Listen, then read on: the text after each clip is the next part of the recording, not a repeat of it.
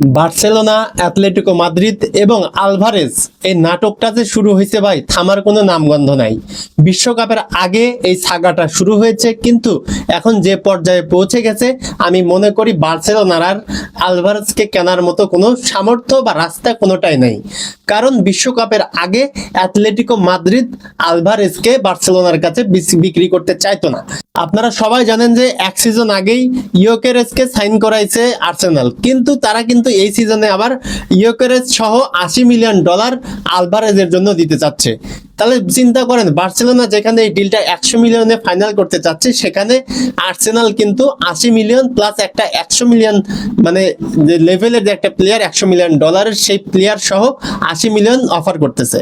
এবং লেটেস্ট যে নিউজ সেটাতে কিন্তু বার্সেলোনা বর্তমানে বলতেছে যদি আলভারেজকে তারা সাইন করতে না পারে, সেক্ষেত্রে কিন্তু তারা ফেরান তোরেস অথবা রাফিনহা অথবা আপনার লা মাসিয়া কোনো গ্রাজুয়েটকে দিয়ে এবারের সিজনটা কিন্তু নাম্বার 9-এর যে অভাব সেটা পূরণ করে দেবে। তো আপনাদের মতে কি মনে হয়, আলভারেজকে কি বার্সেলোনা সাইন করতে পারবে, নাকি আর্সেনাল ইয়োকেরেজ সহ 80 মিলিয়ন যে দেওয়ার প্রতিশ্রুতি দিয়েছে সেটা দিয়ে বার্সেলোনার এই ডিলটা হাইজ্যাক করে নিয়ে যাবে? অবশ্যই কমেন্টে জানাবেন।